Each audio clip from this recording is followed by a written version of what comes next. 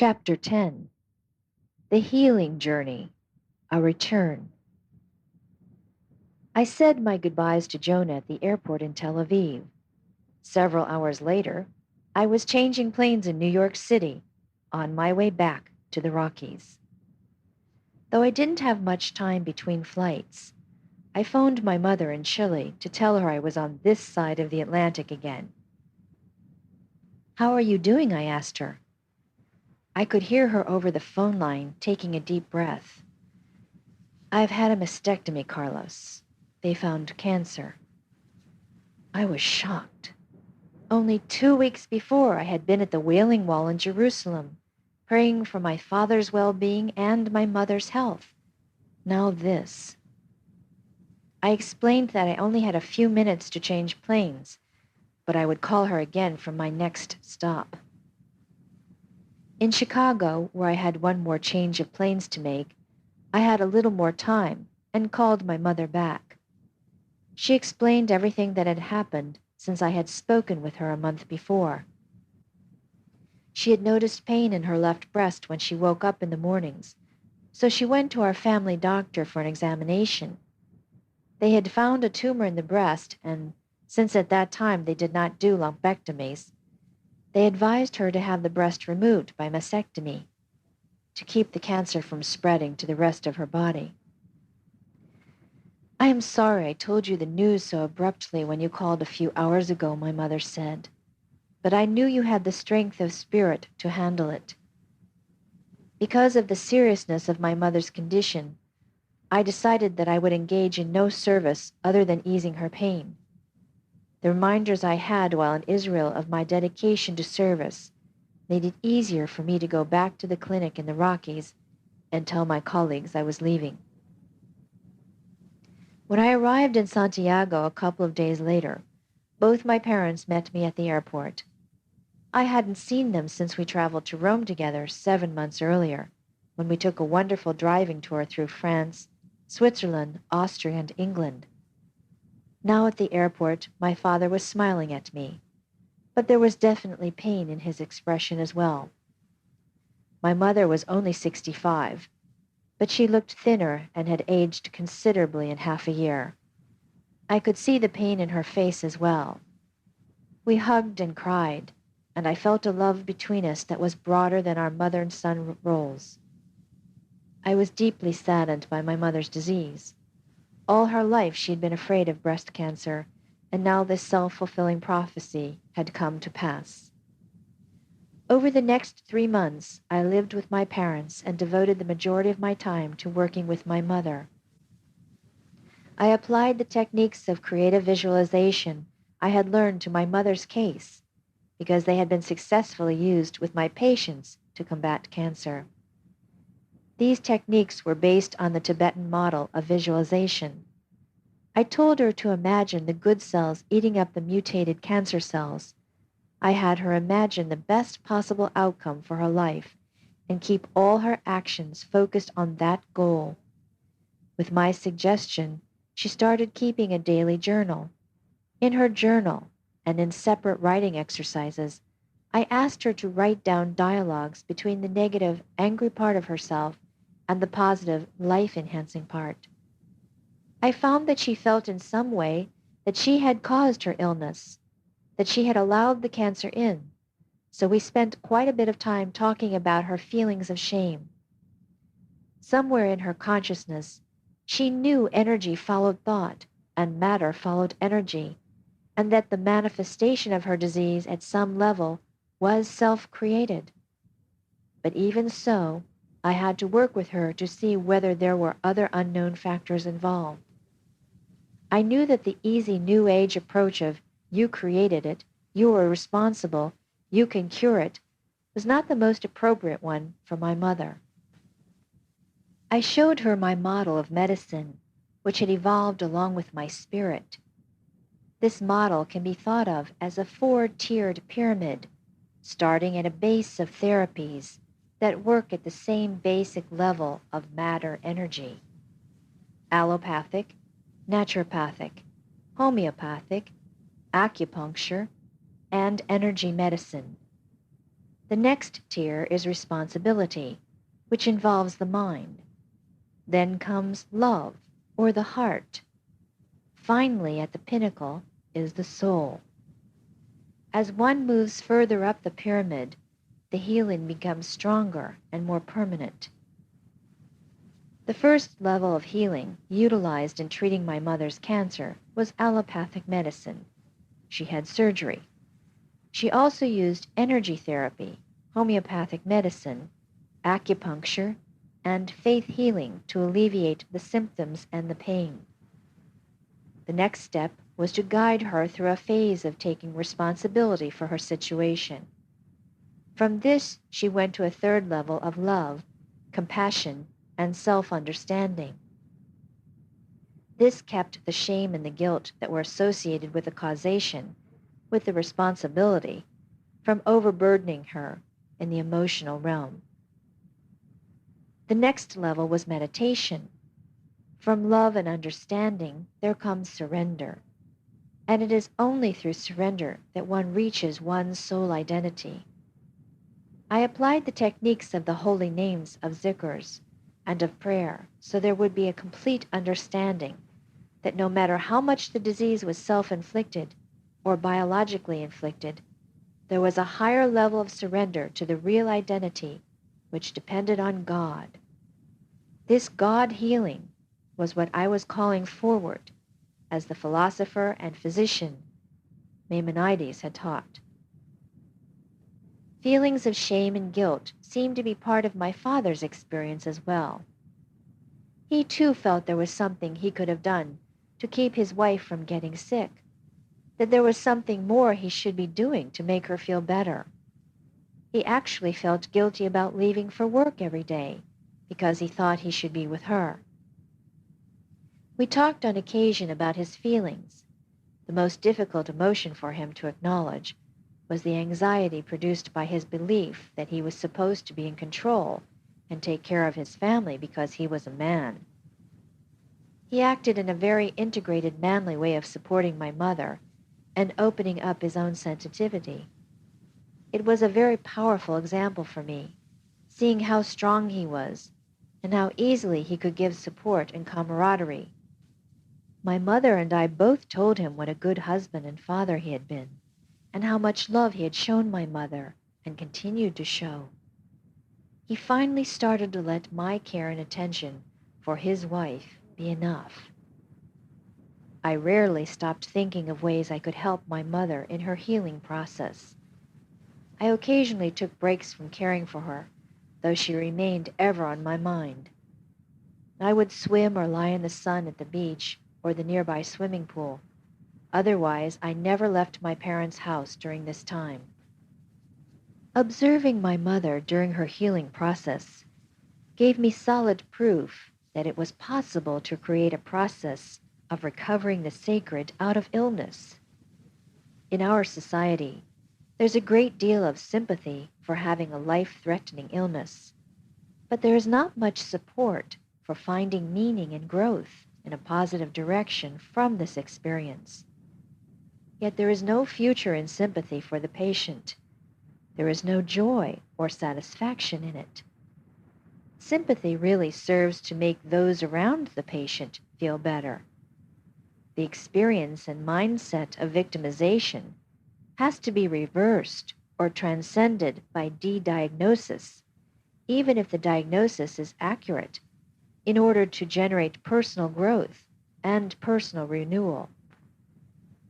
7 years before my mother was diagnosed with cancer, I wrote my medical thesis in Chile on the pioneering field of psychoneuroimmunology.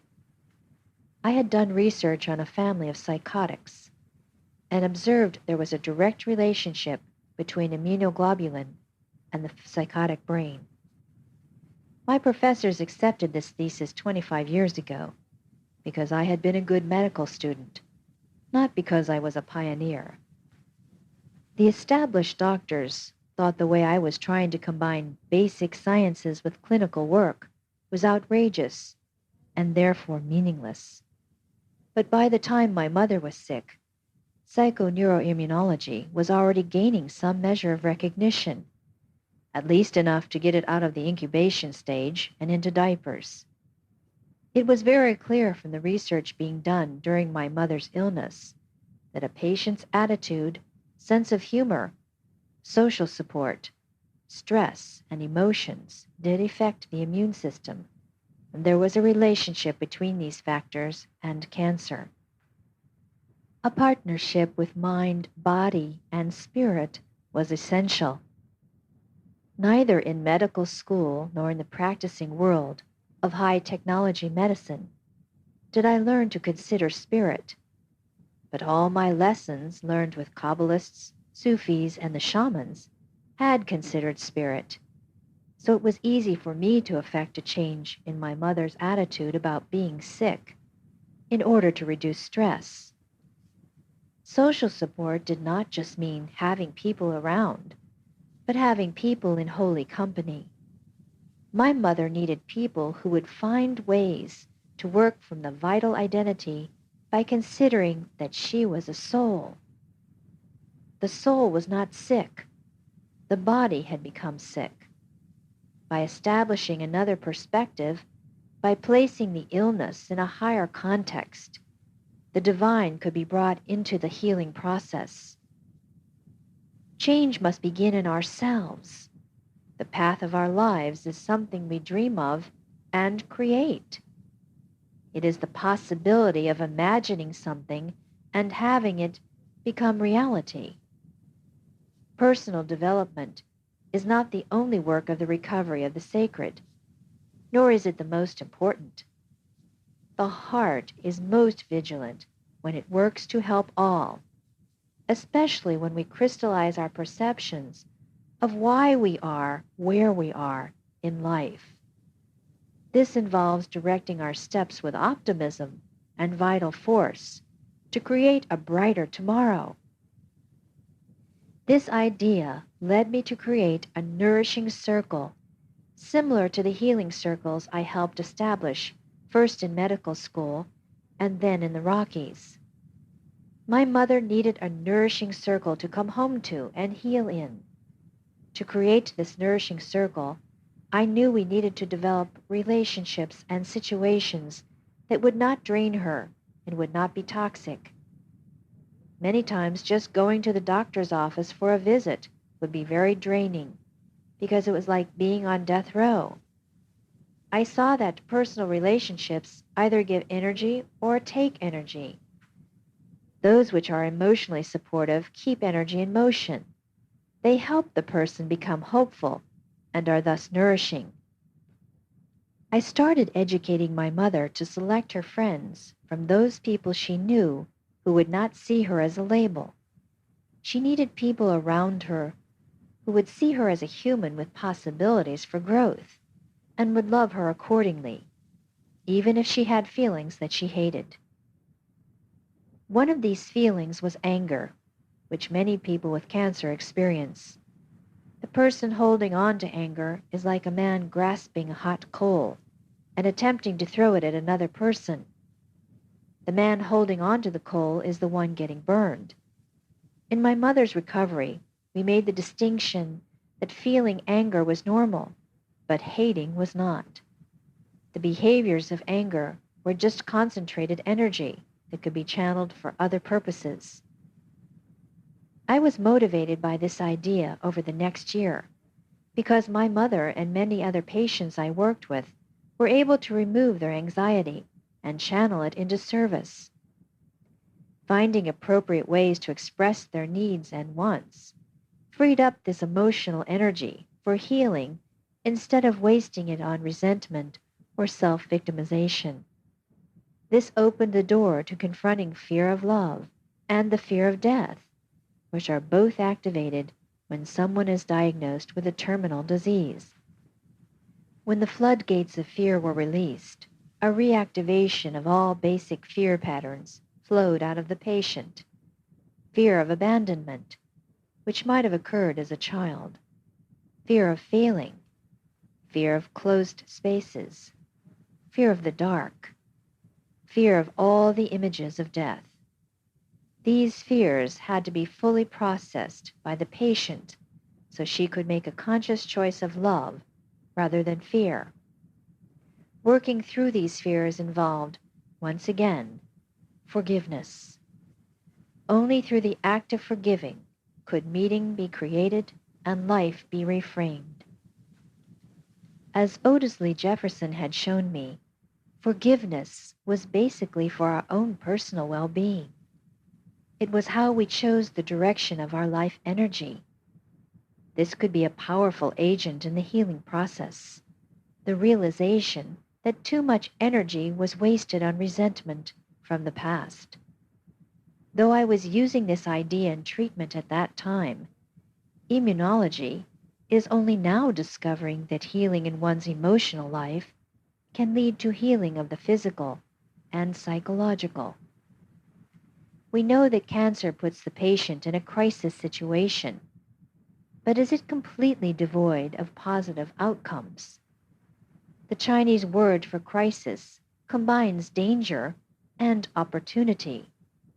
The danger of a disease is also an opportunity to shed one's old, empty identity and replace it with a full, clear identity.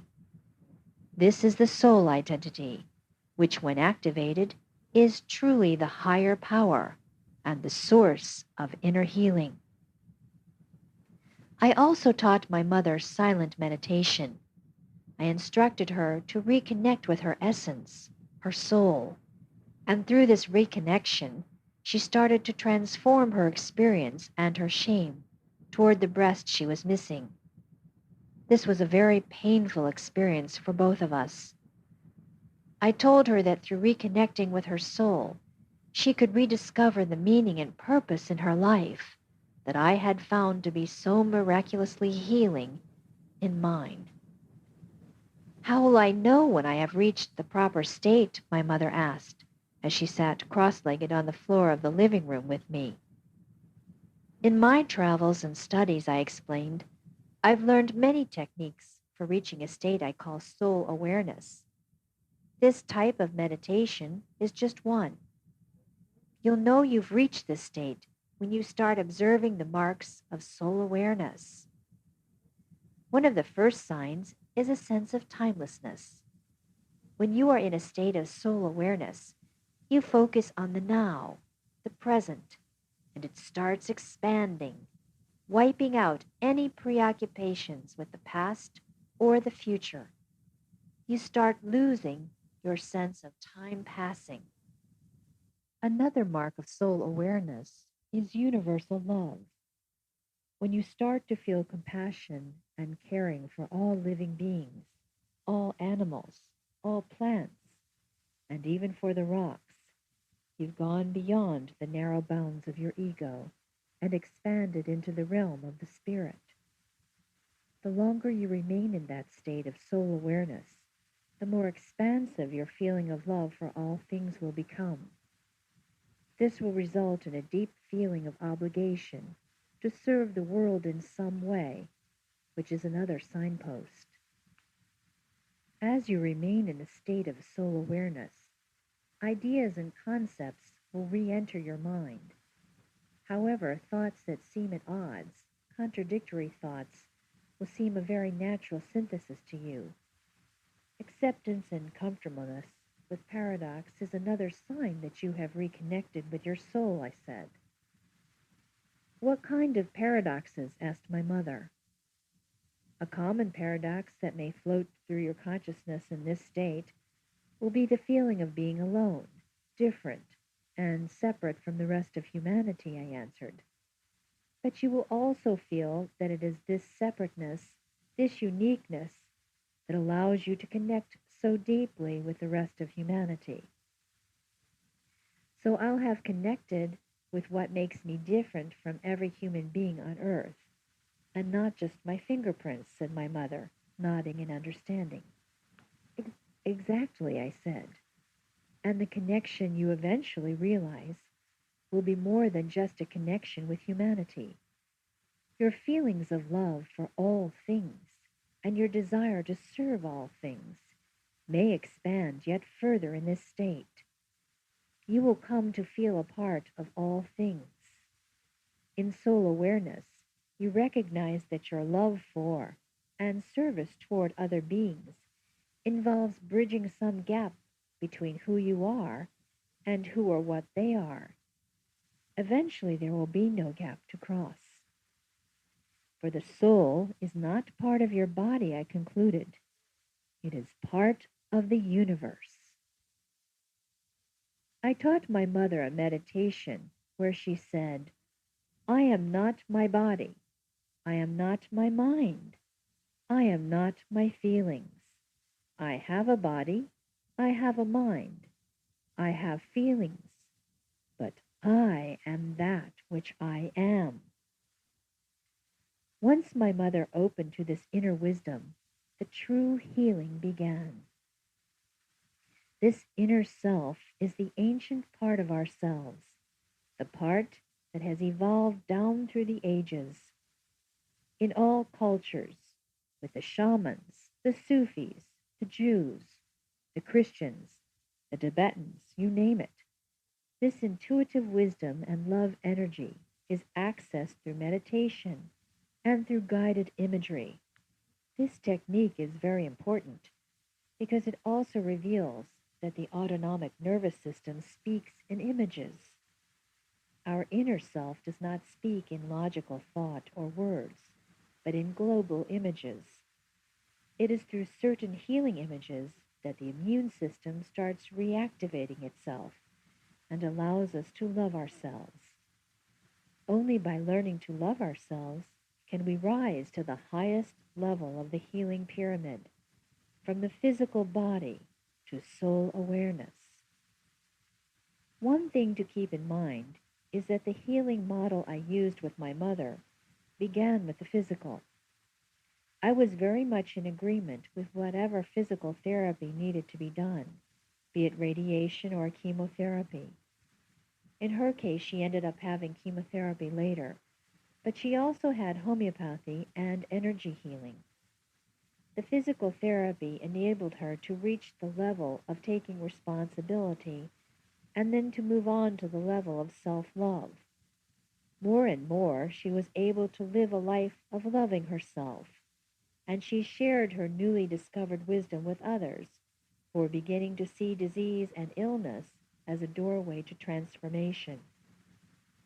She was able to set goals, even small goals, which activated the heart of hearts. This heart of hearts allowed her to reach soul awareness. Through this process, there are a number of questions the patients can ask themselves, questions that the brain gets triggered to answer automatically. One such question is, what am I the most happy about in my life now? It's taken for granted that they are sick and depressed and have nothing to be happy about.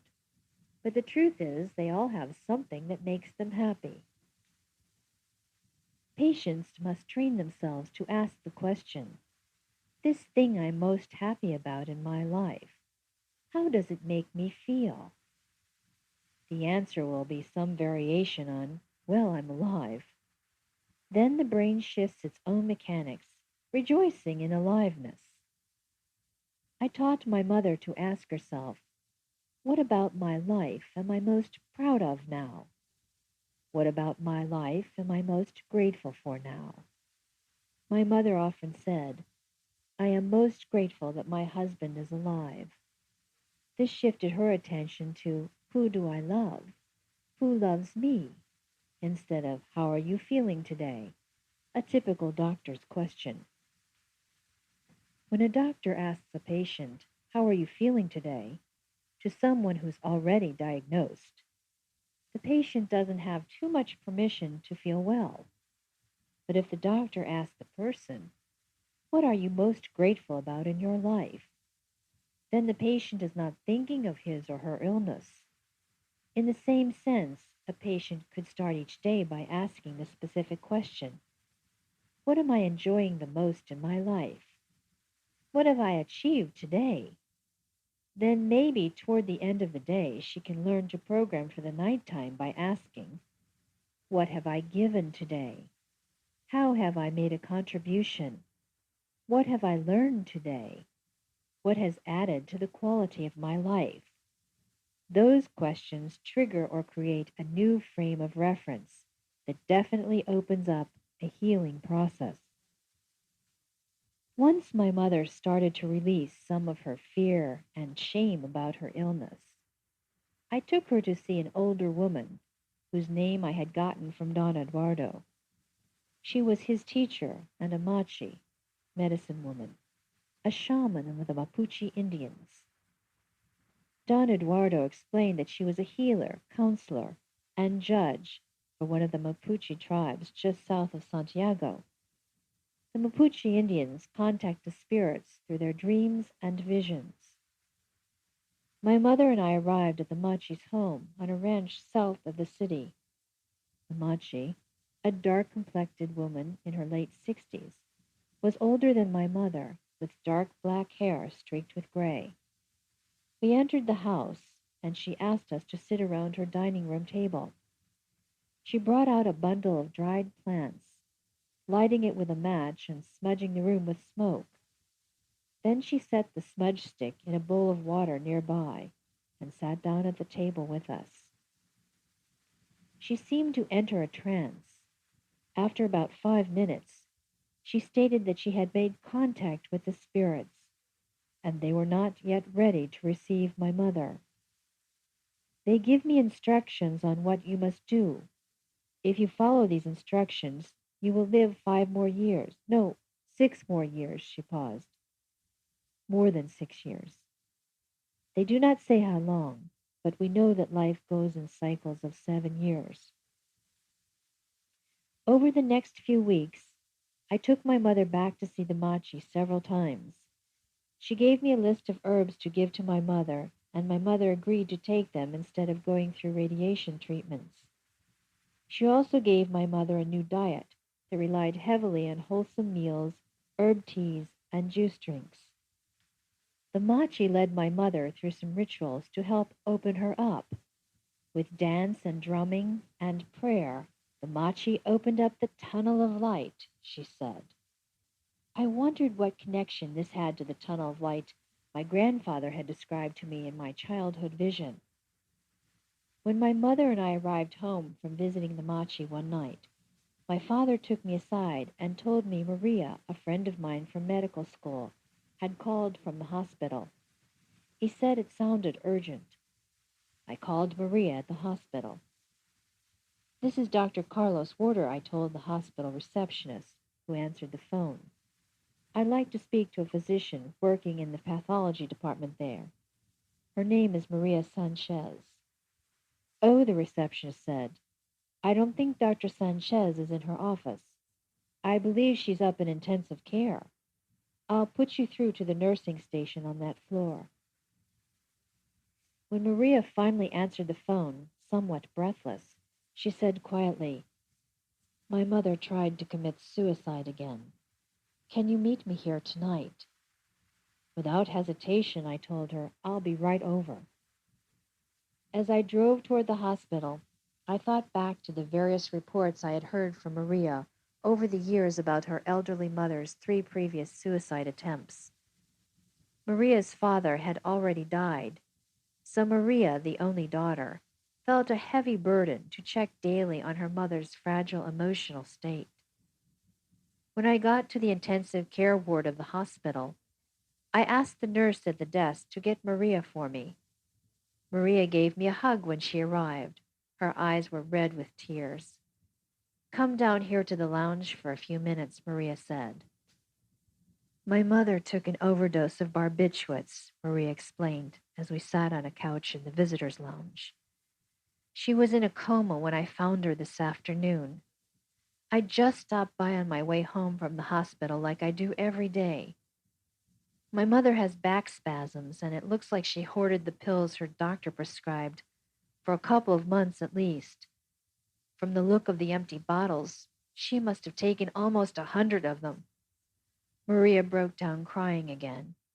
Through gasps of air, she said, We've always fought. Now I'm afraid she'll die thinking I hated her. I volunteered to stay there with Maria that night. I talked to her about what I believed happened to a person's soul during a coma and then during death. The Machi I had visited that night told me about using a drum to call back the soul of an old man she said would not wake up. The old man was wandering the spirit world lost, she said, and the drumming helped lead him back to his body. I shared the story with Maria, and she asked if she thought we might be able to bring her mother out of her coma through drumming. I went home and brought back a drum the Machi gave my mother to use in her meditations. Maria and I entered the room where her mother lay unconscious. She was hooked up to an oxygen tube, and an EKG monitor beeped slowly with her heartbeat. I told Maria to take hold of her mother's hand. I sat in the bedside chair and placed the drum in my lap. I beat the drum slowly and began humming, and that turned spontaneously into the mantra I had just learned in Israel, Rabbono Shel Olam, or Master of the Universe. I got into an emotional, spiritual state. I motioned for Maria to join me in the chant, and she did. After about 45 minutes of this, Maria noticed her mother gripping her hand tighter. Look, she said, the old woman's eyelids fluttering much as Carmen, the young catatonic woman, had years before when she came back to consciousness. Try talking to her, I suggested. Mama, Maria whispered, can you hear me? Her mother's eyelids fluttered again in response. Mama, it's Maria. You're here at the hospital. You took some pills. Do you remember? No response from her mother. Tell her you want her to talk to you, I whispered to Maria. I want to talk to you, Mama, Maria said. Can you say something so I know you're hearing me? The old woman's mouth fell open slightly and barely audible over the hiss of the oxygen coming into her nose through a tube. I could hear her say, I hear. It was at this point that I used everything that Otis Lee Jefferson taught me. Maria told her mother of all her regrets and fears. She apologized for not being more available to her mother, and she apologized for disagreeing with her mother's wishes. I want you to know that I loved you, she concluded, and I don't want you to die. A tear formed in the corner of one of her mother's eyes. She opened her eyes and looked at her daughter for the first time that night. I love you too, daughter, she said, but it's my time to go now. I left mother and daughter there to finish their reconciliation. I waved to Maria as I left the room and told her I'd check on her in the morning. I got a call from Maria around 10 the next morning. Her mother had passed away earlier that morning, but she was content because they had one last chance to talk. She said some cousins were helping her organize a memorial service in 4 days, and she asked me if I would speak at it. I said I would be honored to speak at the service. At the memorial service, I spoke about the immortality of the soul and how I believed it was reborn elsewhere when one body dies. I later shared the story of another patient I had treated in Chile with those gathered at the service. The woman was named Lourdes and came to see me suffering anxiety attacks because doctors had discovered her 8-year-old son, Rudy, had a brain tumor. He was being treated in the neurosurgery department of the same hospital where I was seeing Lourdes. I knew this was a real case of anxiety because it was a natural response brought on by her bankruptcy and the neurosurgeon's admission that there was little hope for her son. One day, Lourdes' son Rudy asked for a piece of paper and a pen. When these things were brought to him, he went to work writing on the paper. When he finished, Lourdes looked to see what he had written, and saw that he had been signing the signature of his great-grandfather, her grandfather, Don Jose Joaquin Varela. The signature was written in a handwriting with a lot of flourishes, one from the last century, a kind of calligraphic handwriting. The boy was very sick, and went into and out of a coma state when he fell asleep. He was kept in the hospital and not allowed to go home. One day he came out of the coma, sat up, and said, "You must go to the notary public in Vina del Mar, where I left some papers signed there. These papers will give you back the land I owned." Lourdes did not know what to do when she heard this, so she asked me to examine her son. I interviewed the boy and observed his behavior. The child went into trance states, which, according to the neurosurgeon, were hallucinations or delusions caused by his brain condition. Lourdes did not believe these were hallucinations, and after observing the boy, neither did I. Instead of accepting the neurosurgeon's evaluation, we followed the instructions the boy had given his mother. We went to Vina del Mar, a city on the Chilean coast, and saw an old notary public who had papers from the beginning of the century, specifically from the 20s, when her grandfather was alive. The papers showed there was a piece of land that the family had not lost. Shortly after she gained back her piece of land, her child Rudy died. We were left to wonder what exactly had happened. Was it the grandfather being channeled and speaking through the boy? Was the boy the reincarnation of the grandfather? Or was it what the neurosurgeon claimed, hallucination and delusion? We never found out, but there was no question that the information given by the boy was accurate, and it saved Lourdes from even more grief and despair. Evidently, the audience, quite a number of whom were friends from my days in medical school and residency, were inspired by the talk. They came up to me afterward and asked what had happened to bring me such peace and tranquility in the 7 years since I had seen them last. The crowd of about a dozen friends and acquaintances stood around me waiting for my reply. I thought about briefly telling them of my travels, as I had so many times before, but instead I remembered the call I felt towards service and said to them, "I just got back from 18 days in Israel a few months ago. I'm about to go on a little vacation to the south of Chile next week. Put together a group of 18 people, and when I return, I'll teach you what I've learned that brings me tranquility."